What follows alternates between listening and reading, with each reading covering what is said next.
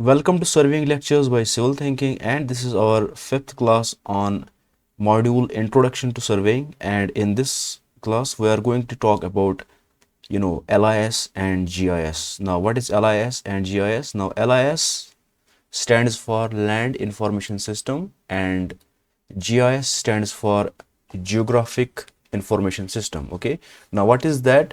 LIS and GIS, now they are computer based tools that let us store, analyze and display information tied to locations on earth. Okay, so they help us, they are basically we have different kind of software. Okay, they are, they are generally called as LIS and GIS softwares. Okay, so these softwares, you can store the information about the surveys. Okay, you can store those surveys, okay, in different layers, and you can analyze, okay, and you can, display different information. Okay, so let me show you here. Okay, so this LIS, what it does, for example, you have a piece of land. Okay, for example, let us say this is land, and in this land we have, for example, we have different features. Okay, we have different features. One could be natural features. Okay, for example, natural features such as rivers. For example, let us say we have a river here. Okay, we have some trees here. Okay, so these are features one. Okay, now other feature of the same place, it could be, for example, construction. Okay, for example, roads.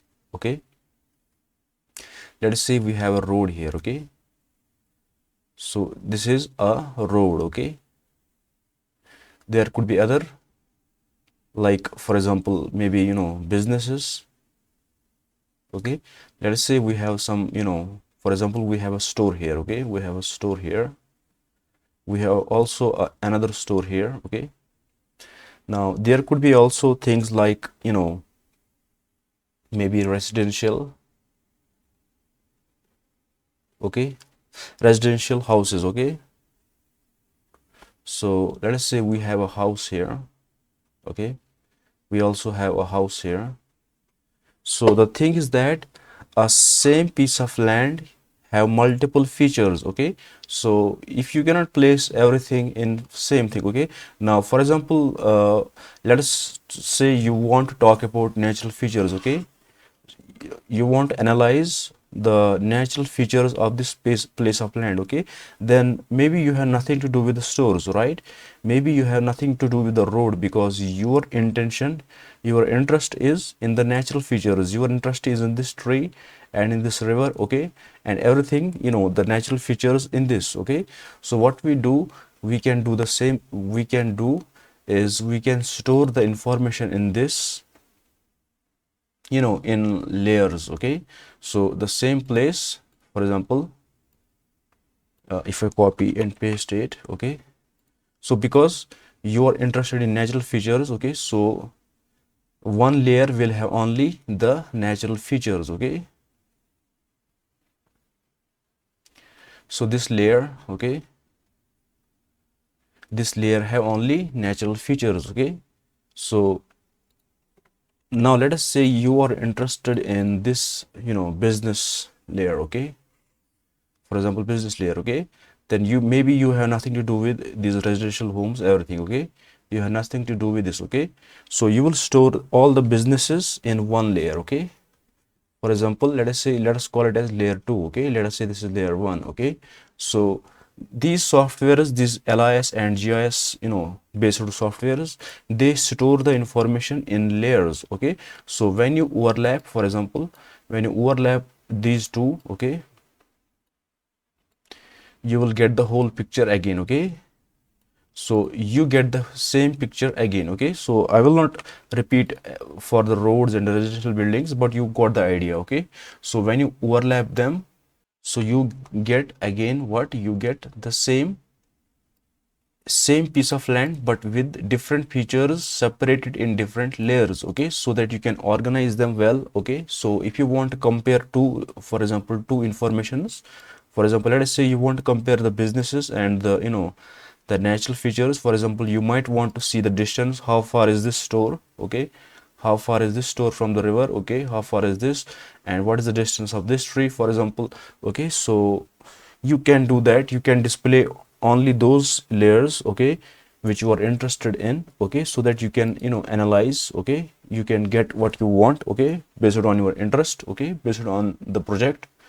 Okay, so that's what these are. Okay, land information system and geographical information system, they are what they are based, simply they are softwares. Okay, so they let you store, analyze and display information tied to location on earth. Okay, so at a given location you have different layers of information. Okay, so you can store them, you can analyze them, or you can display them. Okay, so basically you can store the spatial information. Okay, so if I write it spatial information. Okay, so what is spatial? Spatial relates to space. Okay, so they relate to to a given location. Okay, given location. Okay, so spatial, these are, for example, the spatial is, for example, a building. Okay, for example, you have this building. Okay, now where is this building located? Okay, so that is the spatial information of this. Okay, now what is the name of this building? That is not a spatial information. Okay, spatial, that is non-spatial information. Okay, so you store this spatial information. Okay, the location of different things. Okay, different features.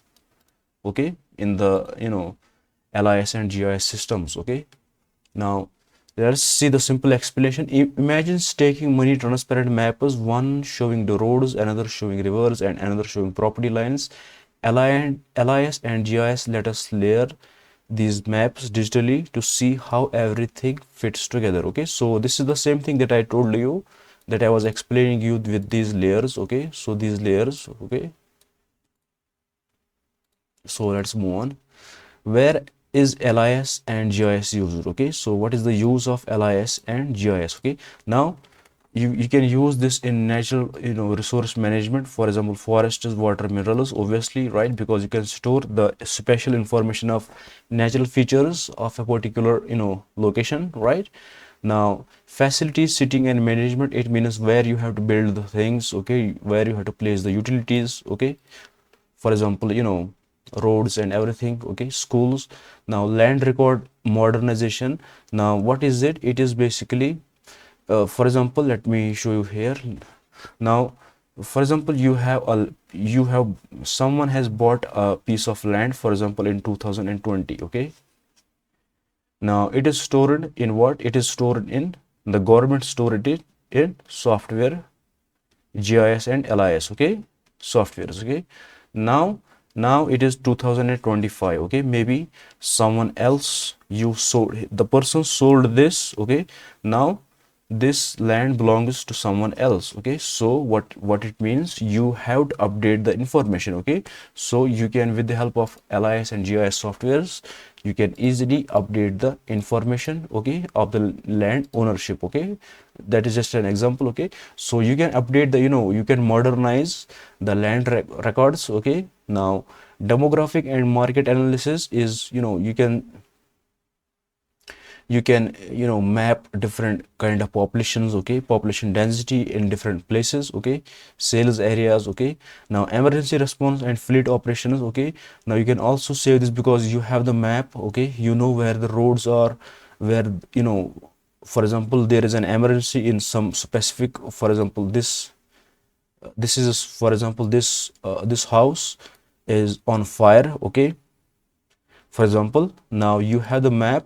So with the help of this GIS, you can easily, you can dispatch the emergency, right, these emergency response. Okay, you can dispatch that help. Okay, so infrastructure management, you will be able to manage the roads, bridges and pipelines. Okay, etc. Okay, environment monitoring, regional to global. Okay, so you can also monitor the environment. Okay, for example, these rivers are here, you know about them. Okay, so you can kind of manage the environment here.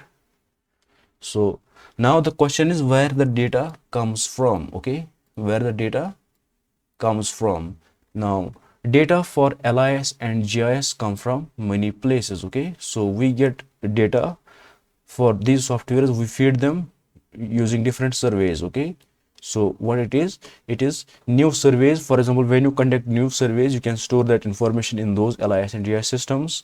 Now from the history, okay, you get the existing maps. Okay, you get the charts, you get the legal documents where it's, the legal documents, it shows where who is owning what. Okay, now you can use that information to store, and when the things have changed, you can update it. Okay, so you can simply import the existing maps. Okay, so you will carry out new surveys. Okay, periodic surveys. Okay, the government do that and update that. Okay, now tabulated data and statistics. Okay, now you can also use the data, okay, statistics from different surveys. Okay, now we also call these layers, okay, we also call them as themes. Okay, by the way. Okay, so this is, for example, theme 1, theme 2. Okay, we also call them, these layers, as themes. Okay, now where is it?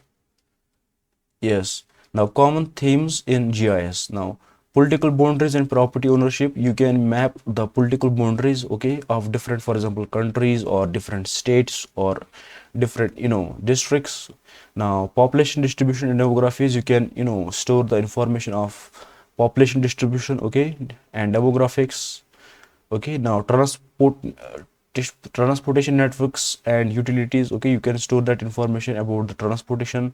Now hydrology, lakes, rivers, coastlines. You can just imagine anything that is related to just imagine anything that is, related to earth. Okay, that is related to, locations. Okay, so just imagine, and that you can store that information in the GIS system. For example, soil types, what kind of land is here. Okay, for example, here could be another, we can, for example, we have some kind of, soil here, maybe some different soil is here.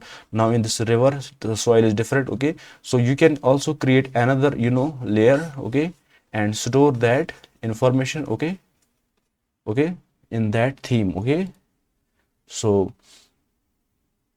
wetlands and environment zones. Where are the wetlands, where are different environment zones? Okay, now let us move on. We now have the question of why surveyors are essential. Okay, so why is surveying important? Okay, now all data in LIS and GIS must share the same geographic reference framework. Okay, so basically what it is, for example, all these layers, this layer 1 and layer 2. Okay, these layers, okay, they belong to what? They belong to this piece of land. Okay, so the frame of reference is this piece of land. Okay, so it doesn't matter how many layers you create. Okay, it doesn't matter how many layers you create. Okay, their frame of reference is the same.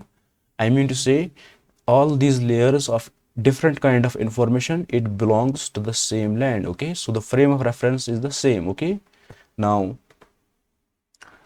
all data in LIS and GIS must share the same geographic reference. Okay, so layers line up correctly. Yeah, obviously. Now surveyors provide this framework by, now since who collect this data in the LIS and GIS, who feeds this data? Because the surveyors do the survey, and that data is fed into LIS and GIS. Okay, this is why surveying is important. Okay, now the surveyors do what? They establish control points, right? They establish control points for accurate positioning. Okay, now control points for accurate positioning. Okay, now I have already told you what are these control pointers, right? So for example, if this is a piece of land, so control pointers are basically, kind of monuments. Okay, markers. Okay, so these act like frame of references. Okay, so the surveyors do that. Okay, they identify these, markers. Okay, control points. Now what is the use of this? For example, now let us say we have this, let me show you. Okay, we have this, let us say we have a road here. Okay, now we have a house here. Okay, now this house has a particular distance from this control point. Okay, let me show it a bit, narrow. Okay, this is the control point CP. Okay, now this road have also some distance from the control point. Okay, so we use them as references in all the layers. Okay, so if I let me delete all of this. Now let's say we have a tree here. Okay, okay, now it has some distance from the control point. Okay, so when we see different layers. Okay, for example, this is the, let us say this layer is about the natural features. Okay, so I will delete the roads here. Okay, let us say we have only one control point here. Okay, this is the only one control point. Okay, now this control point is in this layer. Okay, now this in this, let us say now this layer is about the roads. Okay, so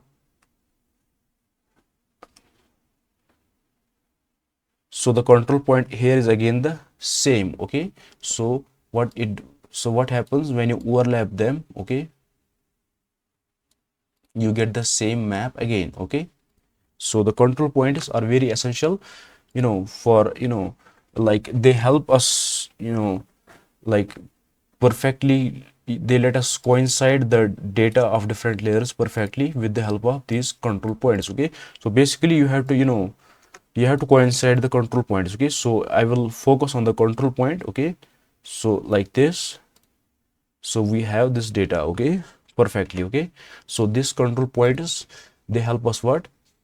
Control point is for accurate positioning. Okay, so we get the accurate positioning of different things. Okay, different features in different layers with the help of control points. Okay, now conducting boundary surveys and legal description. Now who conduct the boundary surveys? Again the surveyors. Okay, now legal descriptions, again the surveyors do this job. Okay, they do the survey and see where is the which land belongs to who. Okay, now performing topographic and hydrological surveys. Okay, so surveyors do all of these things. Basically all the surveys are done simply by the surveyors. Okay, so not only this, compiling digital digitizing and validating map data. Okay, so surveyors also do the office work. Okay, that is also a surveyor. Okay, so they compile the different data. Okay, from different sources, they digitalize it, means to say they maybe the